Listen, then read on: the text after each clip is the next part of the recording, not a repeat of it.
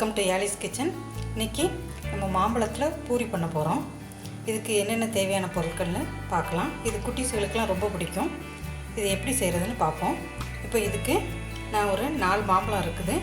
இதில் ஒரு 3 மாம்பழம் இல்லை 4 மாம்பழம் நீங்கள் எவ்வளோ செய்கிறீங்களோ அதுக்கேற்ற அளவு மாதிரி எடுத்துடுங்க. இதை நம்ம ஜூஸ் பண்ணணும். அப்புறம் இதில் 2 கப் அளவுக்கு கோதுமை மாவு எடுத்துருக்கேன். 1 டேபிள் ஸ்பூன் ரவை எடுத்துருக்கிறேன். எப்பவும் போல் 1 டீஸ்பூன் ஓமம் எடுத்துருக்கிறேன். இதில் 1 டீஸ்பூன் கொஞ்சமாக உப்பு சேர்த்துக்கிடுங்க. இப்போ மாம்பழத்தை நம்ம ஜூஸ் பண்ணிவிட்டு வந்துட்டு இது எப்படி செய்கிறதுன்னு பார்க்கலாம். இப்போ இதில் 3 மாம்பழம் கட் பண்ணி போட்டிருக்கிறேன். இதை அரைக்க போகிறேன். இதுக்கு 1 டீஸ்பூன் அளவுக்கு சுக்கு பொடி போட்டுக்கலாம்.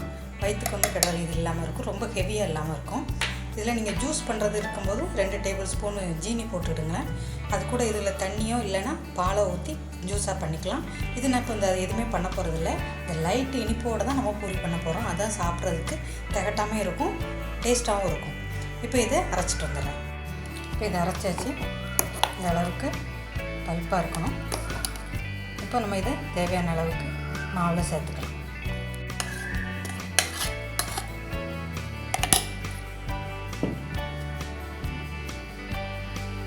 இப்போ இதில் ஊற்றியாச்சு. இது இப்போ நம்ம ஃபுல்லாக மாவு எல்லாத்துலேயும் கலந்து விட்டுக்கலாம். தேவையாக இருந்துச்சுன்னா கொஞ்சம் தண்ணி ஊற்றி பிசைஞ்சிக்கலாம். சப்பாத்தி மாவு அளவுக்கு, பூரி மாவு அளவுக்கு பிசைஞ்சிக்கலாம்.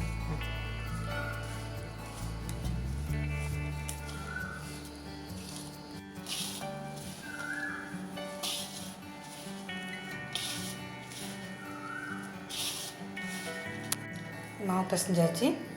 இந்த அளவுக்கு இருக்கணும். இப்போ இது ஒரு 10 நிமிஷம் வச்சுட்டு சின்ன சின்னதாக உங்களுக்கு எந்த சைஸில் வேணுமோ அதுக்கேற்ற மாதிரி பூரி பண்ணிடலாம்.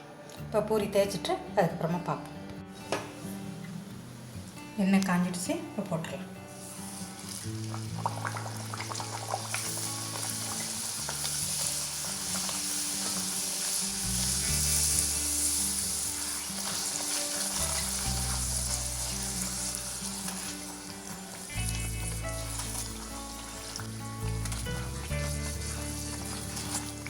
இது மாம்பழம் பழுப்பு போட்டுக்கிறதுனால மாவு ரொம்ப சாஃப்டாக இருக்கும்.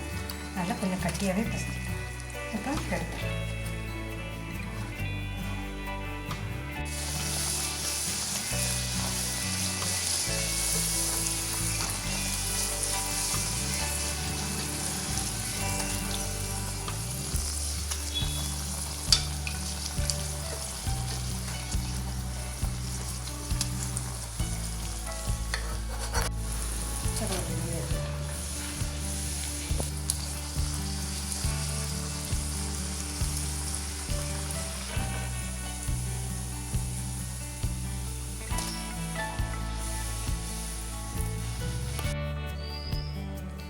மாம்பழம் பூரி ரெடி ஆகிடுச்சுங்க.